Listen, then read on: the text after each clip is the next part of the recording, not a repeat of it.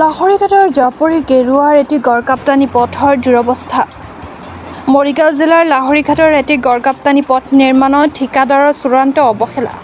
পথটোৱে এতিয়া জলাকলা খুৱাইছে স্থানীয় ৰাইজক। লোক নিৰ্মাণ বিভাগৰ একাংশ ঠিকাদাৰৰ ময়মতালৰ বাবে চৰকাৰৰ উন্নয়নৰ শ্লোগান ধোঁৱাচাঙত উঠিছে। এই পথটোৱে তাৰ জ্বলন্ত নিদৰ্শন। মৰিগাঁও জিলাৰ এটা ব্যস্ত গড়কাপ্তানি পথ।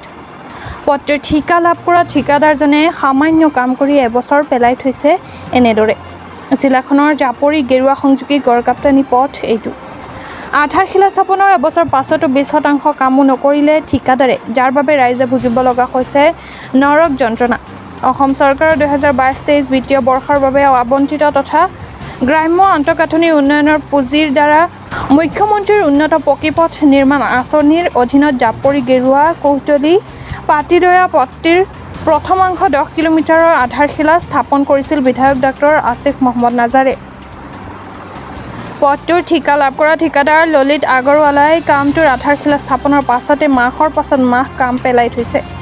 পথটোৰে ৰোগী আদি অনা নিয়া কৰাটো দূৰৰ কথা, সাধাৰণ সুস্থ মানুহে অহা যোৱা কৰাটো দুৰ্বিষহ হৈ পৰিছে। শনিবাৰে আছুকে ধৰি বিভিন্ন দল সংগঠনে পথ নিৰ্মাণ কাৰ্য ক্ষিপ্ৰতাৰে কৰাৰ দাবী জনাই ঠিকাদাৰ আৰু লোক নিৰ্মাণ বিভাগক ধিক্কাৰ দিয়ে। তীব্ৰ আন্দোলনৰ ভাবুকি মৰিগাঁও জিলা ছাত্ৰ সন্থা আৰু গেৰুৱা আঞ্চলিক ছাত্ৰ সন্থাৰ।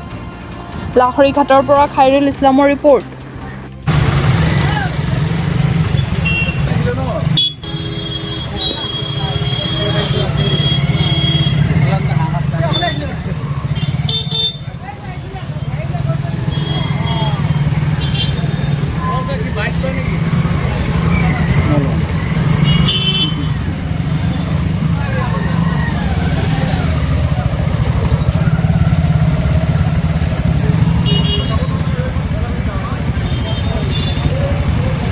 বাজিবলৈ সাজি আছে নেকি?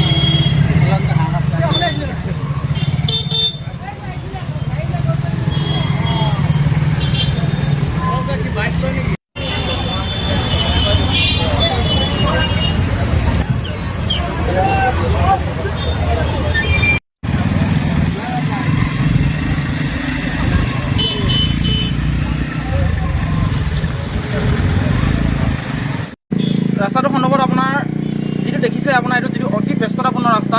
ইয়াতে বিভিন্ন 30-35খনৰ প্ৰাথমিক বিদ্যালয় আছে, হায়াৰ ছেকেণ্ডেৰী আছে আৰু হাইস্কুল আছে, কেইবাখনো স্কুল আছে। ল'ৰা ছোৱালী অহা যোৱা কৰে এই পথেৰে, ছাত্ৰ ছাত্ৰীসকল শিক্ষক শিক্ষয়িত্ৰীসকল অহা যোৱা কৰে। আৰু আটাইতকৈ ডাঙৰ কথা হৈছে কি, আটাইতকৈ ডাঙৰ এখন বজাৰ, যিখন বজাৰৰ পৰা বহু বছৰীয়া যিটো এটা বৃহৎ পৰিমাণে এটা কৰ পায় চৰকাৰে।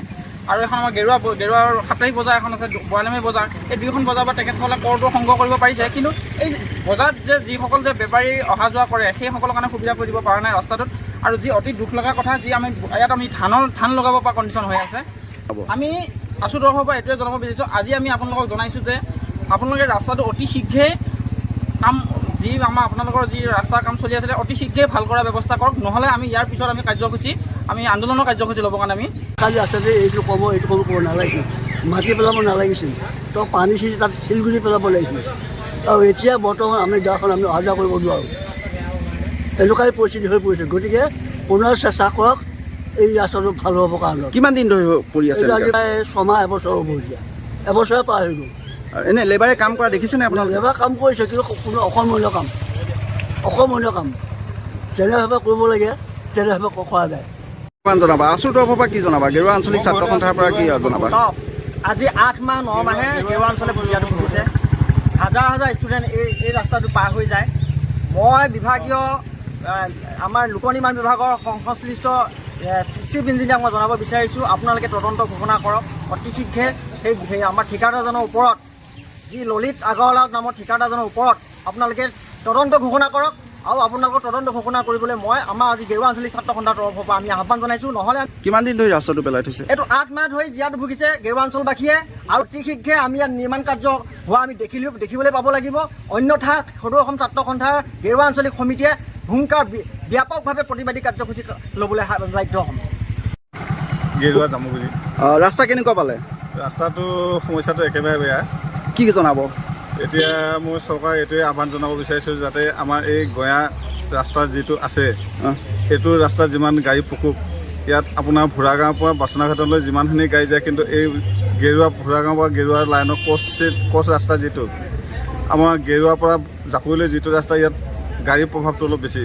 আৰু ইয়াত বহুত ডাঙৰ ডাঙৰ গাড়ী। কিমান দিন ধৰি পেলাই থৈছে ৰাস্তাটো এনেকৈ? ৰাস্তাটো আজি বহুত দিন ধৰি পেলাই থৈছে, আৰু এই ৰাস্তাটো ভাল কৰা বুলি আমি শুনি আছোঁ, কিন্তু আজি 2 বছৰ ধৰি তেওঁলোকে মেৰামতি কৰিম বুলি ভাবি আছে। আজিলৈ ৰাস্তাটো